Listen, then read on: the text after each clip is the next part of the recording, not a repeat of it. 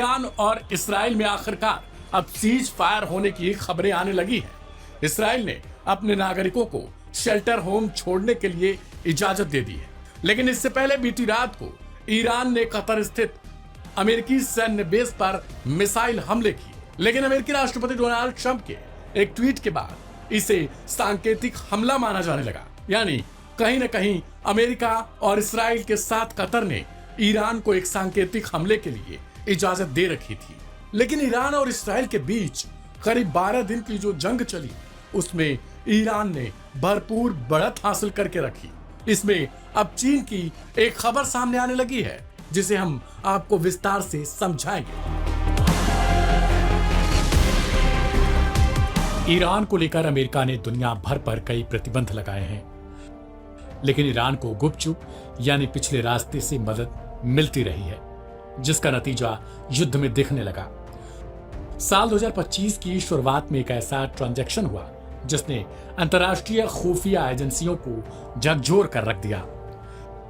चीन के एक बंदरगाह से चुपचाप रवाना हुए 2 ईरानी जहाज और 3 हफ्तों बाद जब ईरान के तट पर पहुंचे तो उनका सामान सिर्फ एक केमिकल शिपमेंट नहीं, बल्कि आने वाले युद्धों की बुनियाद था।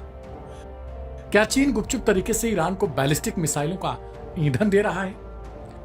क्या यह मिडिल ईस्ट की तबाही की अगली कड़ी है?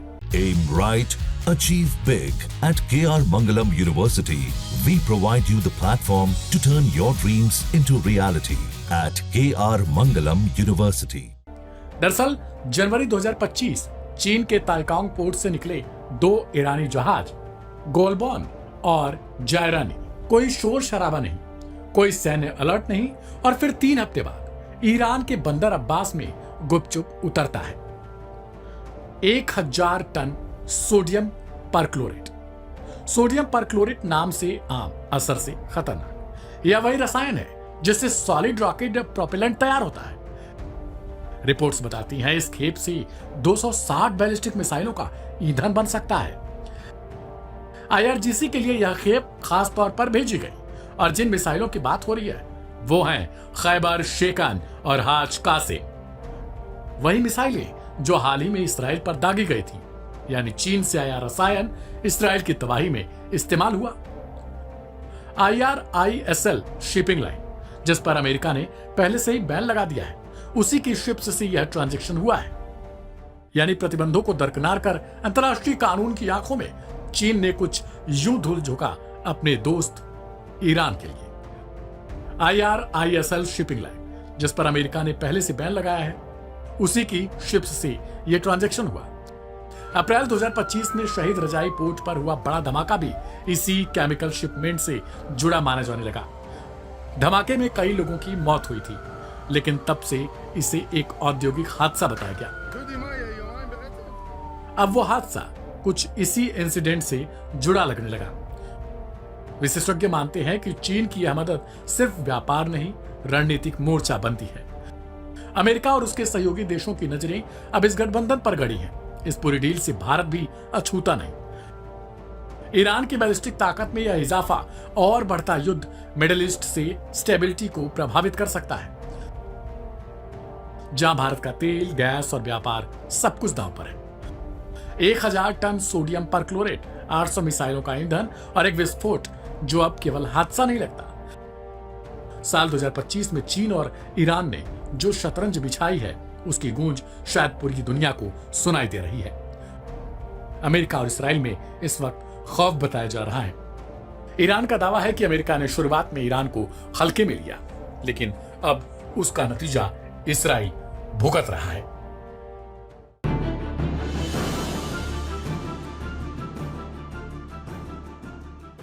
ईरान और इजराइल के बीच चल रही जंग में अमेरिका की एंट्री से हालात और ज्यादा बिगड़ गए हैं। ईरान के सबसे सुरक्षित परमाणु ठिकाने फोर्डो न्यूक्लियर प्लांट पर अमेरिका ने हमला किया है। अमेरिका के राष्ट्रपति डोनाल्ड ट्रंप ने दुनिया के सामने ये दावा किया कि ईरान की सभी प्रमुख परमाणु साइटें पूरी तरह से खत्म कर दी गई हैं। लेकिन सवाल उठता है कि क्या वाकई फोर्डो जैसे मजबूत और गहराई में बने ठिकाने को इतनी आसानी से नष्ट किया जा सकता है? अमेरिकी राष्ट्रपति डोनाल्ड ट्रंप ने दावा किया कि ईरान के प्रमुख परमाणु साइटें पूरी तरह से तबाह कर दी गई हैं, लेकिन ईरानी मीडिया में जो खबरें सामने आई वो कुछ और ही तस्वीरें पेश कर रही हैं। ईरानी अधिकारियों के हवाले से कहा गया कि फोर्डो न्यूक्लियर प्लांट को अमेरिकी हमले से कोई बड़ा नुकसान नहीं हुआ है, क्योंकि हमले से पहले ही इस साइट को खाली कर दिया गया था। अधिकारियों का दावा है कि हमले की आशंका पहले से ही महसूस कर ली गई थी और इसी वजह से ईरान ने अपनी अहम परमाणु संसाधन को समय रहते सुरक्षित स्थानों पर शिफ्ट कर दिया था। बिस्मिल्लाहिर्रहमानिर्रहीम। ट्रंप ने ऐलान किया कि हमने ईरान पर हमला कर दिया और हमला हमारा इतना शदीद था और 3 हमारे ईरान के जो न्यूक्लियर साइट हैं नेटैंज, इस्फहान और फोर्दो, वो तकरीबन तबाह हो गए हैं और हमारी फाइटर जेट्स और हमारी मिलिट्री इतनी मजबूत है और फला है और अभी खुदा हाफिज, अभी हम लोग जो हैं जंग में शामिल नहीं होना चाहते और हमारा काम ख़त्म हो गया। अजीब चीज़ है। सबसे पहले तो ये वीडियो देखें। इस वीडियो में ईरान के चैनल 3 के जो एंकर हैं वो खुद डिस्कस कर रहे हैं हमले के बाद। वो कह रहे हैं कि ये हमले के अंदर कोई एटलीस्ट फोर्दो की बात अभी हमारे सामने आई है, दूसरे भी अभी सामने आएगी। फोर्दो के ऊपर कोई प्रॉब्लम नहीं हुआ है। तस्नीम न्यूज का ये इमेज भी आपके साथ शेयर कर रहे हैं। Aim right, achieve big. At KR Mangalam University, we provide you the platform to turn your dreams into reality. At KR Mangalam University.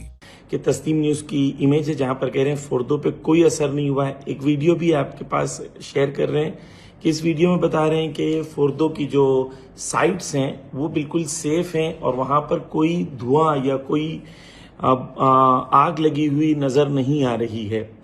तो ये नहीं कह रहे हैं कि वहां हमला नहीं हुआ, लेकिन ये जो उनका था कि भाई हमला हमारा बॉम्ब दुनिया में इतना बड़ा है, वजन है, फला है, कुछ भी ऐसा हुआ नहीं है। पहली चीज तो ये। दूसरी चीज ये है कि अमेरिका ने ऐसा क्यों किया। अमेरिका चाहता था कि एक सेफ एग्जिट हो जाए, वो अपनी इज्जत बचा के निकलना चाह रहा है यहाँ से, क्योंकि वो डायरेक्ट ईरान से अगर हमला लड़ाई करता है तो उसके बहुत नुकसान उठाना पड़ेगा। तमाम एक्सपर्ट्स ने उसको ये कहा है कि अमेरिका ने जब खुल के हमला किया है तो अमेरिका को तैयार रहना चाहिए कि ईरान खुल के इसका जवाब देगा। ये बिल्कुल क्लियर होना चाहिए। अमेरिका ने ये शुरू किया है और ईरान इसे खत्म करेगा। तो पहली चीज ये है कि कुंभ में सब लोग सेफ हैं, कोई प्रॉब्लम नहीं है। दूसरी चीज ये है कि फेक न्यूज ना सुने। फेक न्यूज में आ रहा है कि ऐसा हो गया, वैसा हो गया, तबाह हो गया, फला हो गया। कुछ नहीं हुआ। Iran is very strong. America अपने घुटने पर आ गया है और अमेरिका के पास चॉइस नहीं है कि इस वक्त अमेरिका क्या करे। ये अमेरिका के पास चॉइस नहीं है, इसलिए अमेरिका चाह रहा है कि सेफ एग्जिट ले ले, लेकिन उसे सेफ एग्जिट नहीं मिलेगी। Wait and watch, Iran is coming.